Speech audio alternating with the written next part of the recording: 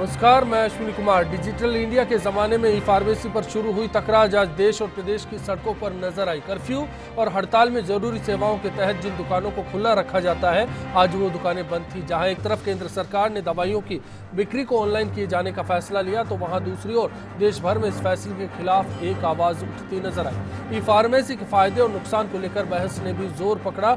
ऐसे में एक सवाल ये उठा कि क्या जिस दौर में हर चीज को ऑनलाइन खरीदा और बेचा जा सकता है, तो फिर दवाई की बिक्री ऑनलाइन किए जाने पर ऐतराज का सवाल क्यों? प्रतिबंधित दवाइयों की बिक्री ऐसे में क्या बढ़ सकती है? क्या मोटे मुनाफे वाले कारोबार पर नकेल कसी जा सकती है? और क्या ऐसा मुमकिन है कि ऑनलाइन कारोबार में नकली दवा के धंधे का खात्मा किया जा सकता है? आपकी राय और खास मेहमानों के साथ चर्चा का दौर जारी है। देखते रहिए बिग फाइट लाइव।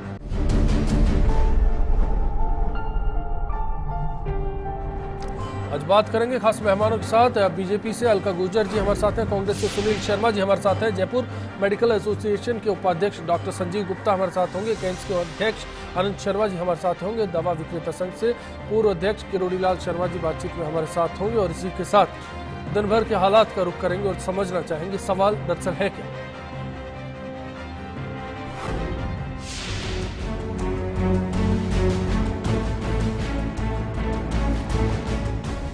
केंद्र सरकार की ओर से ई फार्मेसी कानून बनाने की कवायद की जा रही है, लेकिन इस कानून के बनने से पहले ही कड़ा विरोध होना शुरू हो गया है। ऑल इंडिया केमिस्ट एसोसिएशन के आह्वान पर आज देश भर के मेडिकल स्टोर बंद रहे। देश भर में जहां 8 लाख तो प्रदेश में 40,000 से ज्यादा थोक और रिटेल दवा कारोबारियों ने अपनी दुकानें बंद रखी। हड़ताल के कारण अस्पतालों में निःशुल्क दवा काउंटर और लाइफलाइन पर मरीजों की लंबी लंबी लाइन रही। डॉक्टरों की ओर से दवा बाहर की लिखने और काउंटर पर नहीं मिलने के कारण मरीज परेशान होते रहे। जयपुर के सभी 52 दवा केंद्रों पर दवाइयों का इंतजाम किया गया। वहीं केमिस्ट एसोसिएशन का कहना है कि अगर केंद्र सरकार ई फार्मेसी के मसले पर जल्द फैसला नहीं करती है, तो अगला कदम बेमियादी हड़ताल का होगा। केमिस्ट एसोसिएशन के पदाधिकारियों ने आरोप लगाया कि ई फार्मेसी कानून बड़ी दवा कंपनियों को लाभ पहुंचाने के लिए बनाया जा रहा है। इससे छोटे केमिस्ट बर्बाद हो जाएंगे। यही नहीं, चिकित्सक द्वारा दवा के लिए लिखी गई पर्ची की पारदर्शिता समाप्त हो जाएगी। नशे का कारोबार बढ़ेगा। गांव में जो केमिस्ट दवा बेच रहे हैं, वे इस कानून की शर्तों को पूरा नहीं कर पाएंगे। ऐसे में ई फार्मेसी कानून जनता और दवा विक्रेताओं के हित में नहीं है। वहीं ऑनलाइन दवा के धंधे को लेकर हिमायतियों का तर्क है कि मौजूदा हालात में थोक विक्रेता सरकार की ओर से नियंत्रित दवा बेचता है तो 8% और अनियंत्रित दवा बेचता है तो 10% कमीशन मिलता है। इसी तरह खुदरा विक्रेताओं के लिए नियंत्रित दवा पर 16% कमीशन सरकार ने निर्धारित कर रखा है, तो अनियंत्रित दवा के लिए खुदरा विक्रेता के लिए कमीशन 20% तक होता है। ऑनलाइन दवा के कारोबार में आने वाली दवा कंपनियां यही दावा करते हुए दवाएं बेचने की कोशिश में हैं कि वे आम आदमी को इस कमीशन के चक्कर से मुक्त कर सस्ती दवाएं उपलब्ध करा देंगी। इसके साथ ही लोगों को कम कीमत की दवा उनके घर तक उपलब्ध होगी।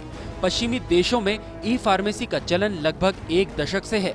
वहाँ डॉक्टरों का रजिस्ट्रेशन, मरीज का ID और यहाँ तक कि डॉक्टर का मरीज को दिया गया पर्चा यानी प्रिस्क्रिप्शन तक ऑनलाइन होता है। लेकिन क्या भारत में बिना इन सब के ई फार्मेसी का प्रयोग कामयाब होगा? खैर, मसला जो भी हो, दिन भर के दरमियान राजस्थान में ही 40,000 निजी मेडिकल स्टोर बंद थे। लिहाजा इनके मुकाबले में 350 सहकारी उपभोक्ता मेडिकल स्टोर्स खुले रहे, जो मरीजों की जरूरतों को पूरा नहीं कर पाए। यही नहीं, प्राइवेट अस्पतालों और छोटे बड़े क्लिनिक से निकले मरीजों और उनके परिजनों को भी दवा के लिए भटकना पड़ा।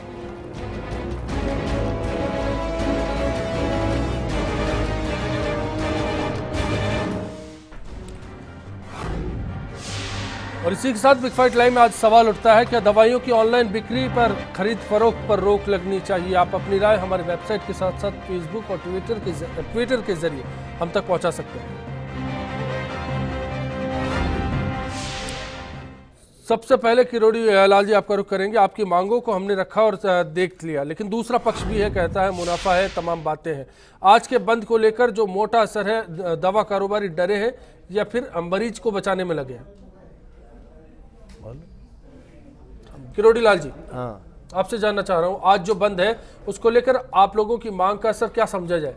आप लोग डर गए कहीं मुनाफा जो है वो कट जाएगा, ऑनलाइन बिक्री हुई, केमिस्ट जो है उसके पास कारोबार कम हो जाएगा, या फिर दूसरा पहलू आप लोग मरीज के हक के लिए लड़ रहे हैं?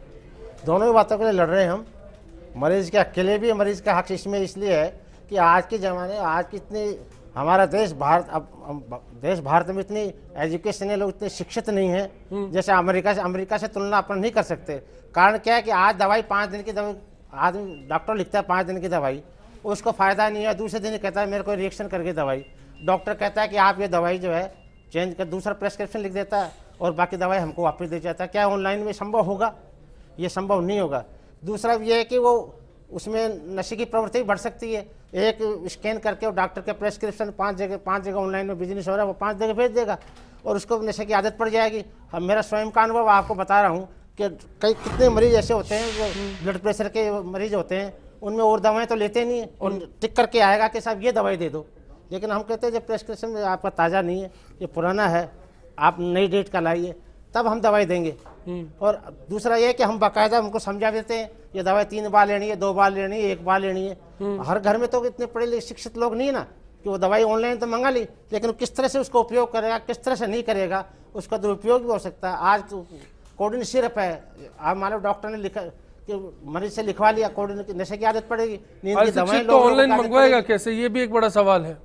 अशिक्षित हुआ तो ऑनलाइन मंगवाएगा कैसे, ये भी एक बड़ा सवाल है। खैर, मैं डॉक्टर संजीव गुप्ता आपका भी रुख करूंगा और आपकी राय जानना चाहूंगा। आपको क्या लगता है चिकित्सा जगत में इस ई फार्मेसी को लेकर किस नजरिए से फिलहाल देखा जा रहा है और इसका परिणाम भविष्य में क्या हो सकता है?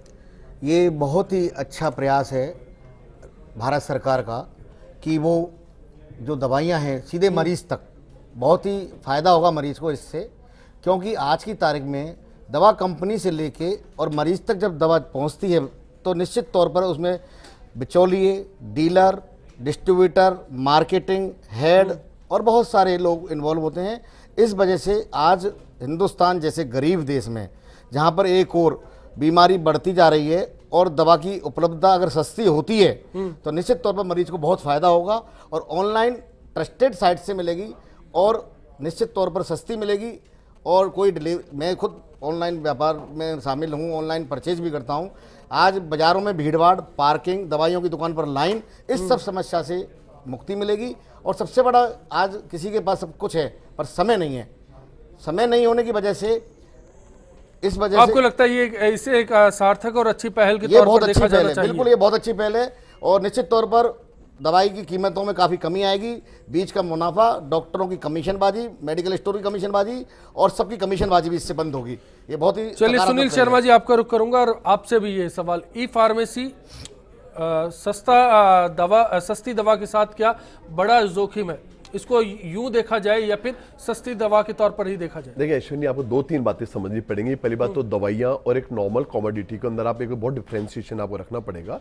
दवा एक बहुत सेंसिटिव इशू है और दवा जितना सेंसिटिव इशू है कि एक इंसान की जिंदगी और मौत का सवाल होता है। पहला बात तो मेरी ये, तो इसलिए आप इसको जब आप ऑनलाइन के अंदर आप अगर दे रहे हैं तो अभी तो एडिबल गुड्स के ऊपर ही हम लोग एक बहुत प्रॉपर एक मैकेनिज्म डेवलप नहीं कर पाए, पहली बात। दूसरी बात, रही बात आप सस्ती की बात कर रहे हैं, तो मैं आपको एक बात कहना चाहता हूं और बहुत ही दावे के साथ ये बात कह सकता हूं मैं कि दुनिया में सबसे सस्ती दवाइयां अगर कहीं बिक रही हैं तो इंडिया में बिक रही हैं, पूरे वर्ल्ड के अंदर। अगर ऑनलाइन फार्मेसी से अगर दवाइयां सस्ती होती तो अमेरिका के अंदर दवाइयां सस्ती होती हैं, अब यूरोपियन मुल्कों के अंदर दवाइयां सस्ती होती, जबकि सच्ची बात तो यह है कि जो ड्रग्स यहाँ पे ₹1 के अंदर आ जाती है, उन ड्रग्स के लिए वहां $2 से $3 भी आपको देने पड़ रहे हैं। सच्ची बात है, 100 से लेके और 600 गुना ज्यादा महंगी दवाइयां जहां ऑनलाइन दवाइयां बिक रही हैं। तो आप केवल यहां करने क्या जा रहे हैं, जो कि भाजपा का एक पूरा एक चुनाव एक तरीका है कि केवल आप बड़े इंडस्ट्रियलिस्टों को बेनिफिट पहुंचाकर छोटे लोगों को आप खत्म कर देना चाहते हैं। हम तो लगातार एक बात कहते आए हैं, ये कॉर्पोरेट सरकार है, केवल बिग कॉर्पोरेट्स के इंटरेस्ट में काम कर रही है, क्योंकि बिग कॉर्पोरेट का पैसे से लोग सरकार में है, तो केवल उनके हितों को पालन कर, उनके हितों को पोषित करने के लिए ये एक नया फॉर्मुलेशन लेके आए। लेकिन नरेंद्र मोदी तो कहते हैं ई फार्मेसी डिजिटल इंडिया है और दूसरी बड़ी बात, छोटे कारोबारी मेक इन इंडिया से जोड़े जाएंगे। प्रश्न एक है, आपने अमेरिका की बात की, अब मैं अमेरिका की आपको मेडिसिन देखिए, वहां डॉक्टर्स एक प्रोटोकॉल को फॉलो कर रहे होते हैं। दूसरी बात, जब आप एक पेशेंट को देते हैं तो डॉक्टर और फार्मासिस्ट दोनों साथ बैठते हैं। फार्मासिस्ट ये डोज सेट करता है कि किसी भी पेशेंट की डोज क्या होगी, डॉक्टर डायग्नोस करता है और वो फार्मासिस्ट डोज आपका सेट करता है। क्या आपके इंडिया में आप अभी तक ये मैकेनिज्म डेवलप करने में कामयाब हुए हैं? सच्ची बात तो ये है कि अभी हमारे यहाँ एलिमेंट्री सिस्टम्स हम डेवलप नहीं कर पा रहे हैं।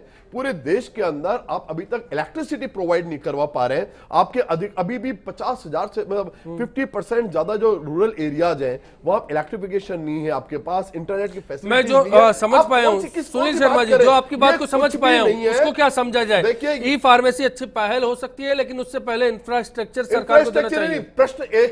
प्रश्न एक है कि किरोड़ी लाल शर्मा जैसे लोगों की कॉस्ट के ऊपर आप दिलीप सांघवी को केवल अरबपति बनाने की तरफ बढ़ रहे हैं। आप केवल ये करें सन फार्मा अरबपति बन जाएंगे, इसके थ्रू टोरेंट अरबपति बन जाएंगे। लाखों लोगों को आप बेरोजगार कर रहे हैं। केवल अकेले राजस्थान के अंदर इस चीज का इंपैक्ट 1,40,000 परिवारों पे पड़ रहा है। तो चलिए जाहिर है 40,000 दुकानें आज बंद थी और इसका बड़ा सवाल है 40,000 दुकानें बंद हुई, और इनका क्या असर हो सकता है बाजार में? बीजेपी की राय समझना चाहूंगा। अलका सिंह जी, सीधा सा सवाल है, आखिर बीजेपी ई फार्मेसी को लेकर कोई मसौदा तैयार करने में लगी है, देश में कोई नया कानून लाने में लगी है, तो उसके पीछे मकसद क्या है? मकसद सिर्फ जनता का फायदा और जनता को सुलभ वस्तुएं उपलब्ध कराना है। अब जैसा आप कह रहे थे, मैं राजनीति इसमें नहीं लाना चाहूंगी। आज बहुत सेंसिटिव इशू है और ये जो दवा विक्रेताओं ने जो प्रदर्शन और जो दुकानें बंद रखी हैं, मैं ये कहना चाहूंगी कि ये बहुत ओवर रिएक्शन है उनका। बिकॉज अभी तो सिर्फ पाइपलाइन में एक प्रपोजल आया है, वो किस स्थिति में आएगा निश्चित रूप से इन लोगों की बातें भी सुनी जाएगी और बैठकर डिजिटल इंडिया की तरफ जो हिंदुस्तान एक कदम बढ़ा रहा है उसमें ये रूप है। और जो जहां तक ये कह रहे हैं उद्योगपतियों को फायदा पहुंचाने का, उद्योगपतियों का फायदा नहीं है, ये जनता का फायदा है। क्योंकि अभी जब दुकान पर आती है तो उद्योगपतियों का भी उसके अंदर मार्जिन होता है और दुकानदार का भी मार्जिन होता है, लेकिन जनता का उसका उसमें सबसे ज्यादा नुकसान होता है। दूसरी बात यह है कि आज जिस गति से हमारी जनसंख्या बढ़ रही है, जिस गति से वाहन बढ़ रहे हैं, जिस गति से यहाँ पर हमारे यहाँ बीमारियां बढ़ रही हैं, उसमें दुकान पे जाकर आप जब तक दवा लेते हो तब तक बहुत देर हो चुकी हो। तो ये ऑनलाइन आने से आपको दवाएं समय पे उपलब्ध होंगी, उचित मूल्य पे दवाएं दुकान पर एक जगह पर दवा उपलब्ध नहीं है, ऑनलाइन हो सकता है कि मार्केट में कहीं से भी अवेलेबल हो जाए। और फिर ये डिजिटल इंडिया आप कह रहे हैं कि मैकेनिज्म नहीं बनाया, तो कहीं से शुरुआत तो करनी पड़ेगी। कांग्रेस ने 65-68 साल की हमारे यहाँ पर राज करते हो गया, जब मूलभूत आवश्यकताएं वो उपलब्ध नहीं करा पाए, तो हम जो ये एक प्रयास कर रहे हैं डिजिटल करने का, इंडिया को, मेक इन इंडिया को बढ़ावा देने का, तो उसका समर्थन करना चाहिए और इस तरह से ओवर रिएक्ट करने से कोई फायदा नहीं है। चलिए अनंत जी, आपको क्या लगता है, कंज्यूमर राइट्स की बात इसमें की जा रही है, वहां भला नजर आता है, आखिर किस नजरिए से देखा जाए ई फार्मेसी को? सबसे पहले तो मैं आपके चैनल के माध्यम से आज जो देश भर में हड़ताल हुई है दवा विक्रेताओं ने की, उसका कड़ा विरोध करता हूं। ये दुर्भाग्यपूर्ण है, शर्मनाक है और हिंदुस्तान के मरीजों के इतिहास में काले दिन के तौर पर याद किया जाएगा। आवश्यक वस्तुएं जिसमें दवाइयों का मामला हो, उसमें कभी हड़ताल की अनुमति नहीं दी जा सकती। इनके जो भी स्वार्थ रहे हो, इनकी जो भी सोच रही हो, सरकार के साथ जो भी समस्याएं रही हो, उसको मिल बैठ के एक मोर्चे पे आके समझाने की जरूरत थी। ये नहीं कि हजारों लाखों और देश के करोड़ों मरीजों को इन्होंने भगवान के भरोसे छोड़ दिया। जहाँ तक मुद्दे की सवाल है, मैं बिल्कुल साफ कहना चाहता हूँ कि कोई भी अगर नया मार्केटिंग का सिस्टम डेवलप होता है तो निश्चित रूप से उसका उपभोक्ता को फायदा मिलता है। और ये कहीं नहीं है कि इसका मतलब छोटे कारोबारी खत्म हो जाएंगे। अगर कहीं से भी ऑनलाइन सप्लाई भी होगी तो उसके लिए सप्लाई की एजेंसी उनको नीचे के स्तर पर बनानी होगी और यही दवा विक्रेता वो सप्लाई करेंगे। तो ऐसा कहीं नहीं है कि इनका कारोबार जा रहा है। इनका असली संकट इस बात को लेकर है कि डॉक्टर्स और मेडिकल स्टोर्स का जो गठबंधन कुछ छोटी दवा कंपनियों के साथ मिलकर बन जाता है कि उनका प्रिस्क्रिप्शन उसी के एरिया में मिलेगा। पूरे जयपुर में आप चक्कर खा लीजिए, पूरे बंबई में चक्कर खा लीजिए, जिस क्लिनिक पे दवा लिखी उसके आसपास की 4 दुकान पे ही वो दवा मिलेगी। वो इससे टूटेगा और उसके अंदर कई गुना, अभी बात कर रहे थे सुनील जी जो बात कर रहे थे कि 10 गुना की 100 गुना तक की रेटों का फर्क अमेरिका और भारत में। मैं आपको बताना चाहूंगा कि दवाइयों के अंदर इतना गंदा धंधा चल रहा है कि हिंदुस्तान में 10 गुना और 100 गुना का एक दवा के अंदर अगर हम उसको देखते हैं, उसके फॉर्मूला एक होते जेनेरिक ब्रांडेड में है, तो उसमें कीमत का फर्क नजर आ रहा है, जिस पर निश्चित रूप से इससे असर आएगा। चलिए, ये एक बड़ा सवाल है, इसमें भूमिका है हमारे सामने आ चुकी है, लेकिन सबसे बड़ा सवाल आज के बंद के जरिए केमिस्ट क्या जाहिर करना चाह रहे थे? क्या ये बंद एक ब्लैकमेलिंग का रास्ता हो सकता है? और दूसरी ओर बात मरीजों की है, बात आम आदमी की है, जिसके लिए सहूलियत भी जरूरत है और जरूरत है सस्ती दवा उपलब्ध हो जाए ऐसे दौर में जब महंगाई का बोलबाला हो। हर पहलू पर बात होगी। फिलहाल एक ब्रेक पर जाएंगे, ब्रेक के बाद भी चर्चा का दौर जारी रहेगा। ऑनलाइन में यदि कोई दवाई मंगाई है और कचरा आ गया या गलत चीज़ आ गई, गलत दवाई आ गई, तो उस कस्टमर को जो है पश्चाताप के अलावा कुछ नहीं होगा और उसके पैसे लूटने के अलावा और कोई नहीं है। केमिस्ट के पास कोई लाइसेंस दवा बेचने के लिए कहते हैं तो उसके लिए तो लाइसेंस, उसके लिए डिग्री होनी आवश्यक है, लेकिन ऑनलाइन में वो कौन व्यक्ति क्या भेज रहा है इसके बारे में कुछ भी जांच नहीं की जा सकती।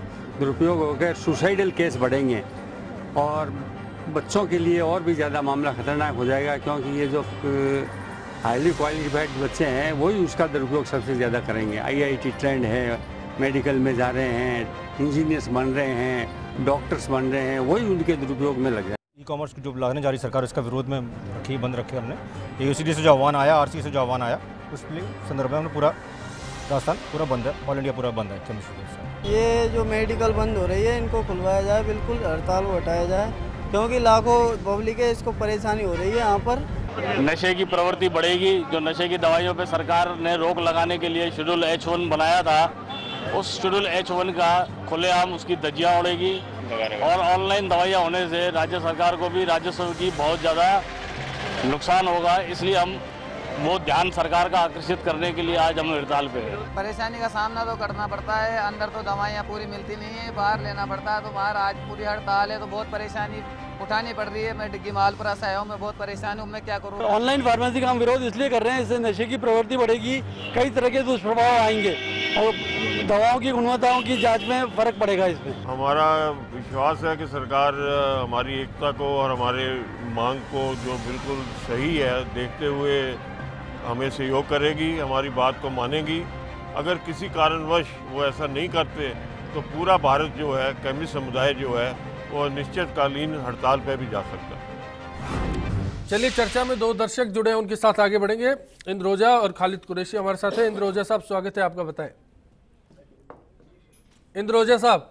हाँ जी, नमस्कार भाई साहब। जी नमस्कार जी। मेरा ये कहना है, ये फार्मेसी वाला जो सरकार का निर्णय है, ये बहुत ही सही निर्णय है साहब जी। और मैं सबसे, मेरे को ताजुब तो इस बात का हो रहा है कि इतनी बड़ी मेडिसिन के व्यापारी, इनको इतने लाखों मरीज है, उनके बारे में एक मिनट भी इनको सोचने की जरूरत नहीं महसूस की इन्होंने कि हड़ताल पे उतर गए और लोगों को कितनी परेशानी हुई होगी। संवेदनशीलता कहाँ गई इनकी? है संवेदनशीलता कहाँ गई? सवाल इसी बात का है, क्या ये ब्लैकमेलिंग हुई? मैं जरूर बात करूंगा इस पर। खालिद कुरैशी साहब, आप क्या कहेंगे? सर नमस्कार। जी नमस्कार सर, कोई भी मतलब मसला कोई भी हो, ये मेडिकल वाले हो या फिर डॉक्टर हो, हड़ताल करते हैं तो हड़ताल नहीं होनी चाहिए। अगर कोई समस्या है तो उनको सरकार को अपनी समस्या अवगत कराए, अपनी जो मांगे हैं वो रखे, और जो उनको फैसला सरकार का अगर गलत लग रहा है तो लिखित रूप में दें उनको फैसलों को सरकार वो। चलिए, बहुत बहुत शुक्रिया आपका किरोड़ी लाल जी। दो दौर की बात हो चुकी है सरकार के साथ आप लोगों की, जैसा कि मैं अब तक समझ पाया हूँ। ई फार्मेसी को लेकर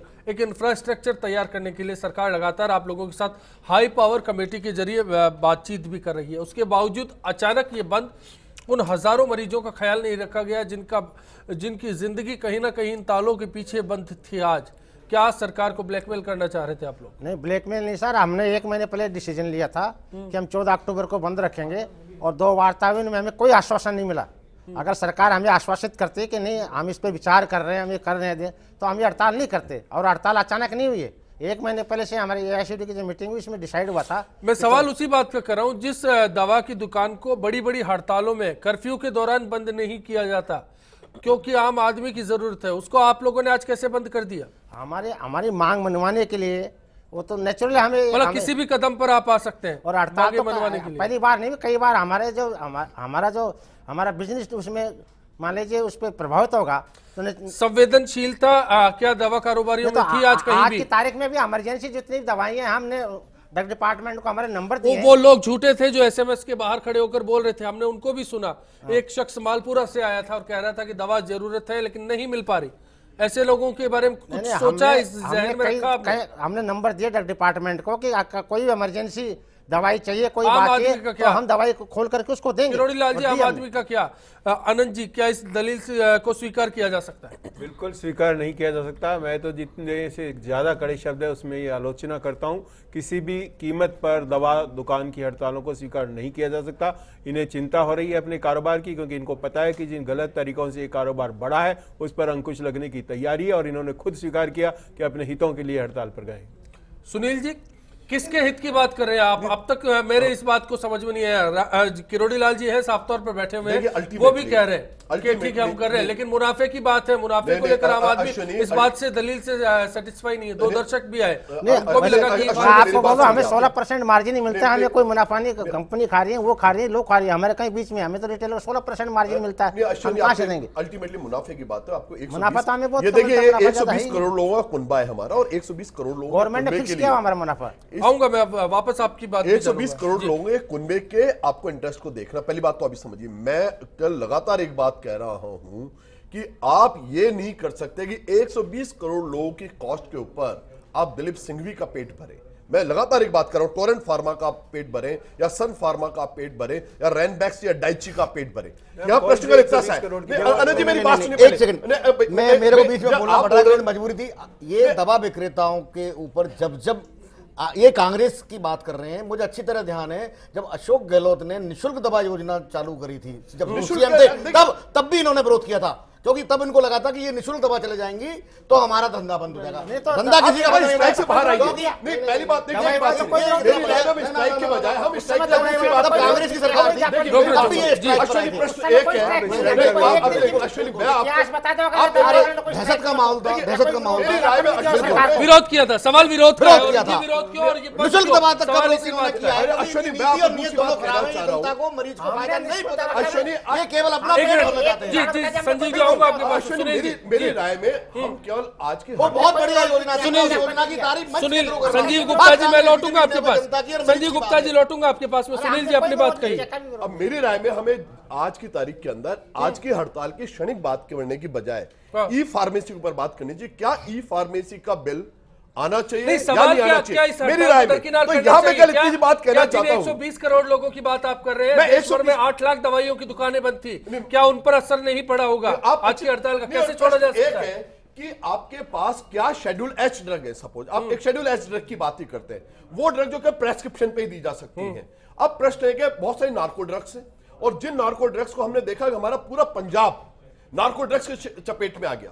अब प्रश्न है कि क्या आप पूरे देश को 120 करोड़ लोगों का जो देश है जिसके अंदर 65% युवा हैं, क्या आप उन युवाओं को नार्को ड्रग्स के हड़ताल इसका समाधान था? सुनील शर्मा जी चलिए आप जवाब दीजिए, क्या हड़ताल इसका समाधान था? उसके लिए जो भी शेड्यूल ड्रग है या नार्कोटिक ड्रग है उनके लिए कानून बनेगा, सरकार उन पर प्रतिबंध लगाएगी, सरकार उनकी मॉनिटरिंग करेगी, बल्कि ऑनलाइन फार्मेसी है। संजीव गुप्ता जी, किरोड़ी लाल जी आपके पास भी आऊंगा। संजीव गुप्ता जी, क्या नार्को ड्रग्स की बात कर रहे हैं, शेड्यूल एच वाली जो ड्रग्स है उनकी बात कर रहे हैं, H1 की बात कर रहे हैं, मैं ये जानना चाहता हूँ क्या इसके लिए कोई मैकेनिज्म तैयार नहीं किया जा सकता? क्या ई फार्मेसी में ये पूरा कारोबार बेलगाम हो जाएगा? नहीं, कोई बेलगाम हो जाएगा, बल्कि हम ऐसे लोगों को चिन्हित कर सकेंगे, हम ऐसे लोगों का पर्दाफाश कर सकेंगे, बल्कि इसमें मेडिकल स्टोर या जो भी संस्था शामिल है, जो भी मरीज शामिल है और जो नशे की प्रवृत्ति करता है व्यक्ति, हम उसको इससे बल्कि उसको रिकॉर्ड पे ला सकेंगे और हम उसको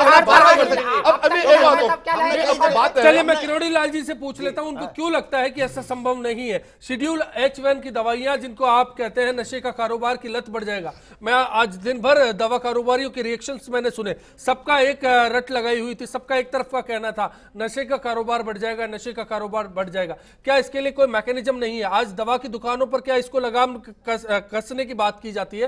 क्या ऐसा नहीं हो रहा? लत बढ़ रही है, उसके पीछे कहीं ये बिक्री भी है, कहीं चोरी छिपे बेची भी जाती होगी। मैं आऊंगा संजीव जी, आप बोलिए अपनी बात।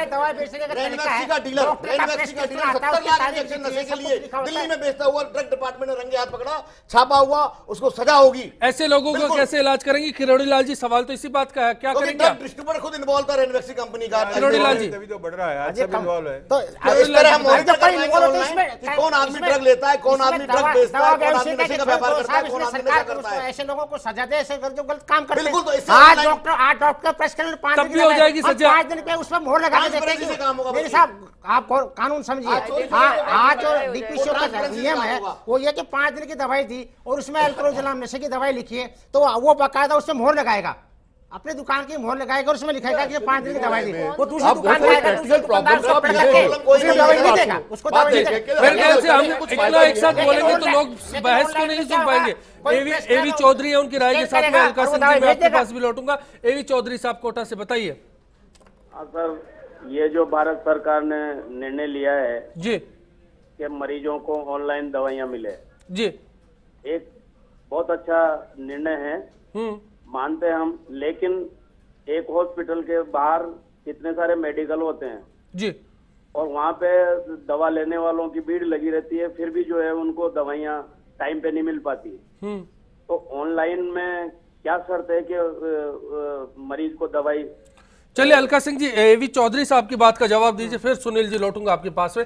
इस बात का कैसे भरोसा दिलाएंगे ई फार्मेसी अगर लागू हो जाती है, सरकार जो चाहती है वो कर देती है, तो उसका बेहतर विकल्प जो है आज, उससे बेहतर विकल्प कुछ नहीं होगा देश में। मैं वही कह रही हूँ, इसके लिए एक मैकेनिज्म बनाया जाएगा। ये ओवर रिएक्शन में बहुत जल्दी है। किरोड़ी लाल जी कह रहे हैं, किरोड़ी लाल समझा दीजिए, 2 दौर की बात हुई, वो कह रहे हैं बन रहा है, इन्होंने बहुत जल्दी कर दिया है। कल ही एक प्रेस नोट भी निकाला है जेपी नड्डा जी के यहाँ से कि अभी कोई निर्णय नहीं हुआ है। जब निर्णय के लेवल पे आएंगे तो जो भी जिनके भी हित सध रहे हैं उन सबसे बात की जाएगी, राय ली जाएगी। गवर्नमेंट एक मैकेनिज्म बना रही है। अभी किरोड़ी लाल जी कह रहे थे कि दुकान के हम ठप्पा लगाते हैं और फिर नशे की दवाई नहीं देते। मैं एसएमएस के बाहर आपको कितनी दुकानें बता दूं जो एल्प्रेजोल और जो ये दवाएं होती हैं आप जाके मांगिए और केमिस्ट आपको देता है। इस तरह की बातों पे रोक लगेगी और जब ऑनलाइन हो जाएगा तो आइडेंटिफाई आप कर सकोगे कि नशा कहीं भी नहीं मिलेगी आज की तारीख में। सवाल उसका नहीं है। आपको मैं दिखा दूं, वहाँ पे 4-5 दुकानें आप किसी से भी ले लीजिए। कंपनी का फोर्टबिन काम्पो इंजेक्शन अजमेर में 70 lakh injection, drug department 70,000 70 lakh बहुत आराम से। सेल दिल्ली और गुड़गांव को वही है सर। मैं वही कहना चाह रही हूँ, ऐसे लोगों पर कैसे लगाम कसी जा सकेगी? लगाम कसेंगे जब आप। सवाल उसका है। किरोड़ी लाल जी और सुनील शर्मा जी, किरोड़ी लाल जी और सुनील शर्मा जी, एक कॉलर है, हम तक मैसेज पहुंचा है, सहयोगी विवेक है, उनका भी एक सवाल है, वो भी जानना चाहते हैं कि एक बात बताइए, एक डॉक्टर है अपने घर में क्लिनिक खोलकर बैठा है और वहां पर दवाइयां बांटता है, अपनी मर्जी की दवाई लिखता है, अपनी मर्जी का दाम वसूलता है, ब्रांडेड दवाई, जेनरिक दवाई को लेकर कई दौर में बहस चल चुकी है। ऐसे में एक दवा जो 5 रुपए की टैबलेट है, 50 रुपए वाली टैबलेट अगर मरीज को मिलती है, ऐसे धंधे पर कैसे लगाम कसी जा सकेगी? क्या ई फार्मेसी इसका विकल्प हो सकता है? सवाल इस बात का है। किरोड़ी लाल जी पहले जवाब आपसे, फिर मैं सुनील जी के पास लौटूंगा। बताइए। अब मैं आपको ये बताऊं कि आज की तारीख में जो है अबॉर्शन किट है, जैसे कि दवाई कोई इस सवाल का जवाब दे पाएंगे? जो डॉक्टर्स ने अपने दुकानें खोल रखी है अपने घरों में, उन पर लगाम कैसे कसी उसमें लगाम सरकार लगाए साहब। इसमें केमिस्ट का क्या रोल है इसके अंदर? सरकार लगाए उसमें लगाम। तो क्या ई फार्मेसी विकल्प नहीं है उसका? जेनरिक दवाई लिखते हैं या गलत दवाई लिखते हैं तो ये तो सरकार का काम, उसमें लगाए, उसमें सरकार काम लोग। चलिए सुनील जी अब आप जवाब दीजिए, कैसे लगाम कसी जाएगी? मेरी राय में आपको पहली बात तो कुछ प्रैक्टिकल एस्पेक्ट समझने पड़ेंगे। जी बताएं। अभी सपोज इंडिया के अंदर जो लोग काम कर रहे हैं, ईबे काम कर रही है, फ्लिपकार्ट काम कर रहा है, अमेजॉन काम कर रहा है। क्वेश्चन एक है, इनके मिनिमम सप्लाई जो ड्यूरेशन हैं, किसी भी कंपनी के सप्लाई ड्यूरेशन 4 से 7 दिन के हैं।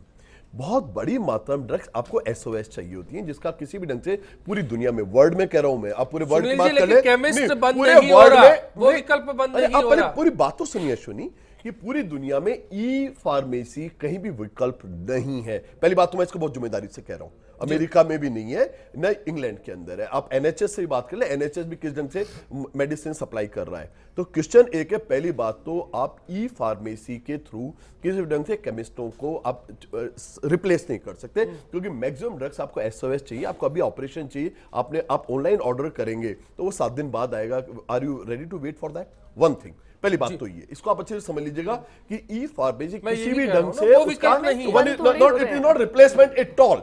पहली बात तो रिप्लेसमेंट नहीं है, किसी भी ढंग से आप कहता है हल्ला मचा ले, रिप्लेसमेंट नहीं है। जब ये इसका स्वरूप आएगा तो भी आपको पता लग जाएगा। तो फिर विरोध क्यों? सवाल इसी बात का है, विरोध किस बात का? विरोध इस बात का है केवल कि आप केवल किसके इंटरेस्ट में काम करें। मैंने आपको अच्छे पहले भी एक डेटा आपको प्रोड्यूस किया पहले कि क्या अमेरिका के अंदर जहां ऑनलाइन ड्रग सेल हो रही है वहां इंडिया से सस्ती है दवाइयां या महंगी है, और महंगी है तो कितनी गुना महंगी है। आप दो बातें देखिए।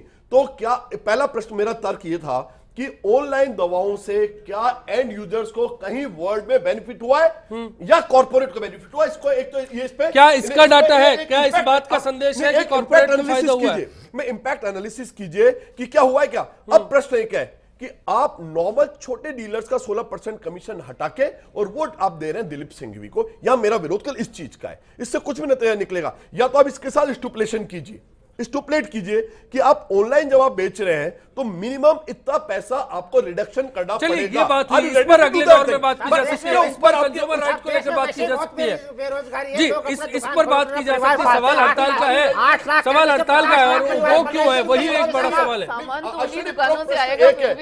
रेगुलेशन में ये चीज नहीं है। मैं क्या इतनी बात कर रहा हूं, अगर 16 और 20 36% रेट्स ऑब्लिगेटरी उसको कम रिड्यूस स्लैश डाउन करने की बात करते हैं, कम करने की बात। चलिए मैं सुनील जी इस पर बात करूंगा, 2 कॉलर्स हैं, उसके बाद ब्रेक पर जाएंगे। बिल्कुल सुनील जी, संजीव जी रोकूंगा, अनिल जी करौली से और अरुण ओझा बीकानेर से हमारे साथ है। अनिल जी बताएं, पहले आपके पास आ रहे हैं। नमस्कार सर।